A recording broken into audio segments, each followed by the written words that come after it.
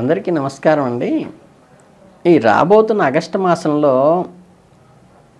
మకర రాశి వారి యొక్క ఫలితాలు, అంటే మకర రాశిలో జన్మించిన వారి ఫలితాలు ఆగస్టు మాసంలో ఎలా ఉంటాయో తెలుసుకుందాం. ఈ మకర రాశి అంటే బో, జా, జీ అనే అక్షరంతో పేరు మొదలైన వాళ్ళు. అంటే ఉత్తరాషాఢ 2, 3, 4 పదాల్లో జన్మించిన వారు. అలాగే పేరు మొదట్లో ఖ, ఖే, ఖో, ఖం అంటే ఏంటంటే శ్రవణ నక్షత్రంలో 1, 2, 3 పదాల్లో జన్మించిన వాళ్ళు. కానీ అలాగే గా, గి అనే పేరుతో అక్షరంతో పేరు మొదలైన వాళ్ళు. అంటే ధనిష్ట 1, 2 పదాలు. ఇందులో ప్రధానంగా గుర్తుంచుకోవాల్సింది ఏంటంటే నక్షత్రం తెలిసినప్పుడు ఆ పాదాల్లో జన్మించిన వారికి ఏ రాశే ఉంటుంది. నక్షత్రం లేని వాళ్ళకి వ్యవహారిక నామంలో మొదటి అక్షరాన్ని తీసుకుని ఆ రాశిగా భావించుకోవాలి.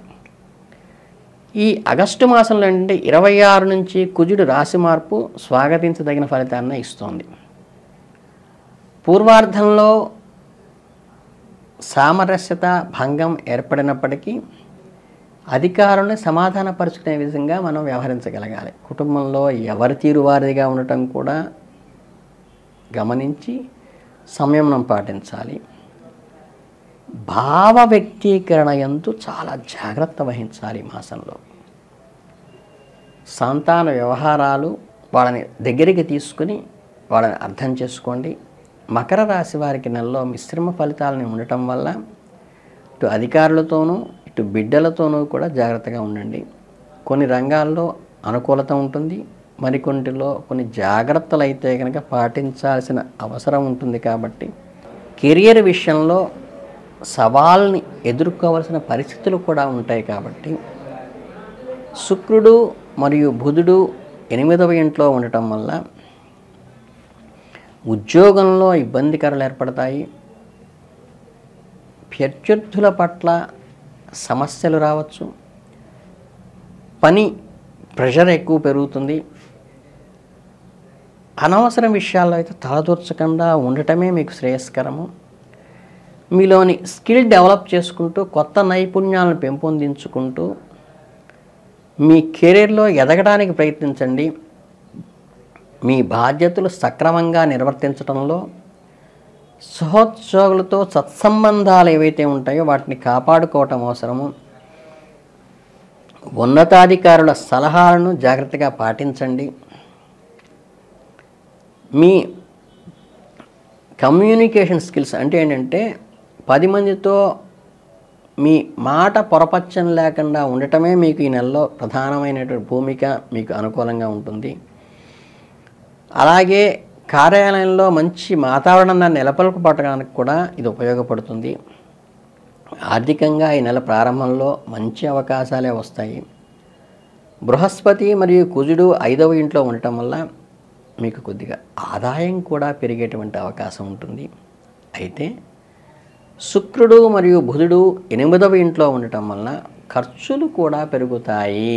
ఇన్కమ్ వస్తుంది, ఎక్స్పెండిచర్ ఉంటుంది. కనుక ఇన్కమ్ వచ్చేదాన్ని స్వీకరిస్తూ ఈ ఎక్స్పెండిచర్లో అన్నెసెసరీవి ఏముంటాయో వాటిని డిలీట్ చేసుకోవటం వల్ల మీరు సర్ప్లస్ ఇన్కమ్ చేసుకునేటువంటి అవకాశం ఉంటుంది. ఈ అధికంగా వచ్చినటువంటి ఆదాయాన్ని సద్వినియోగం చేసుకోవడానికి ప్రయత్నించండి. వీలైతే సేవింగ్ చేసుకోండి, తప్పితే ఖర్చులు తగ్గించుకోండి. అలాగే విద్యార్థులకైతే కనుక ఈ నెల ప్రారంభంలో కొంత కష్టంగా అనిపించిన మీ ధైర్యంతో స్వయం కృషితో కష్టపడి చదివి మంచి ఫలితాలను పొందుతారు. మీ చదువుపై పూర్తిగా దృష్టిని పెట్టాలి. అనవసరమైన విషయాలు, అనవసరమైన మిత్రులతో దూరంగా ఉండండి. మీకన్నా కష్టపడి చదివే వాళ్ళని ఉన్నత వర్గంలో ఉన్న వాళ్ళతో కలిసి గ్రూప్ డిస్కషన్ చేయండి. మీ సమయాన్ని సమర్థవంతంగా ఉపయోగించితేనే మీకు ఖచ్చితంగా క్రమశిక్షణతో ముందుకు వెళ్లాల్సిన అత్యవసర పరిస్థితి అయితే ఉన్నది. ఉపాధ్యాయుల సలహాలు, మీకన్నా ఉన్నతిగా చదివే వాళ్ళ సూచనలు పాటించడం నేర్చుకోండి. మీ అభ్యాస పద్ధతుల్లో మెళకువలను పెంచుకుని మీ అభ్యాస పద్ధతులను మార్చుకుంటూ ముందుకు వెళ్ళండి. అది మీకు కలిసి వస్తుంది.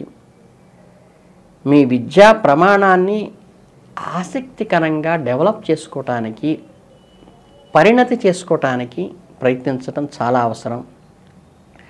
కుటుంబ జీవితంలో కుటుంబ సభ్యుల మధ్య సన్నిహిత సంబంధాలు ఏర్పడతాయి.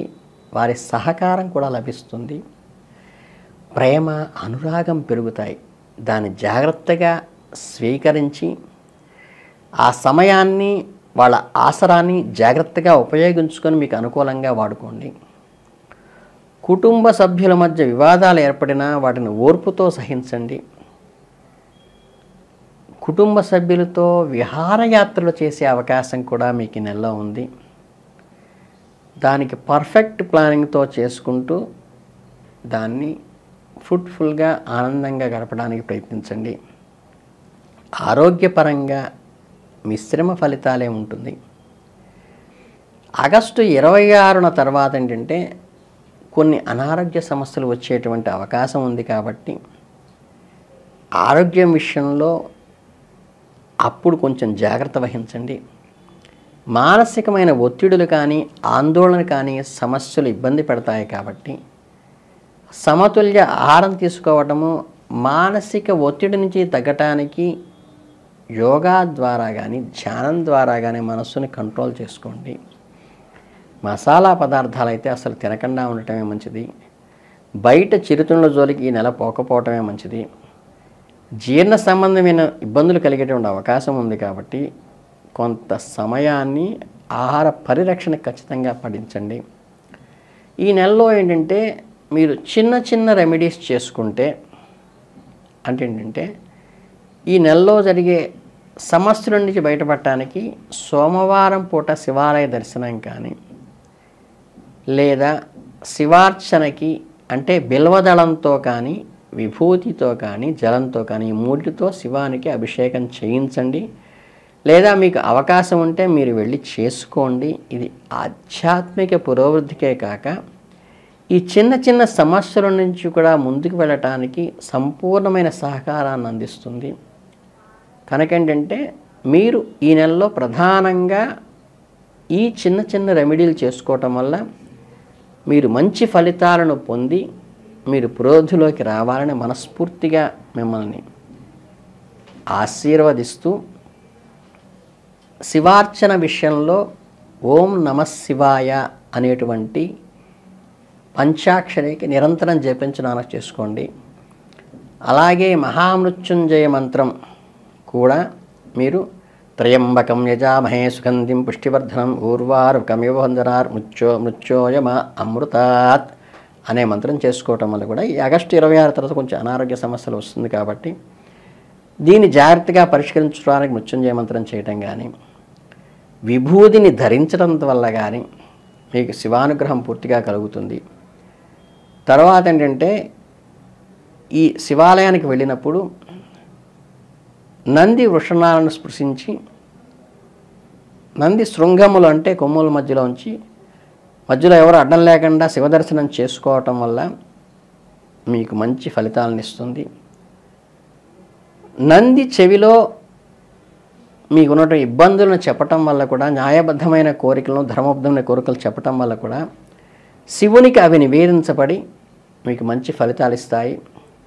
కనుకంటే గణపతి ఆరాధన, షణ్ముఖ ఆరాధన, నంది ఆరాధనతో శివుని మొప్పించి మీరు శివానుగ్రహం పొందాలి. విభూతి ధారణ చేయటం ఈ నెలంతా మంచిది. కాబట్టి ఈ చిన్న చిన్న రెమెడీస్ పాటిస్తే మీకు బ్రహ్మాండమైన అనుకూల ఫలితాలు ఇస్తుందని మనస్ఫూర్తిగా కోరుకుంటూ ఆశీర్వదిస్తూ ధన్యవాదాలు.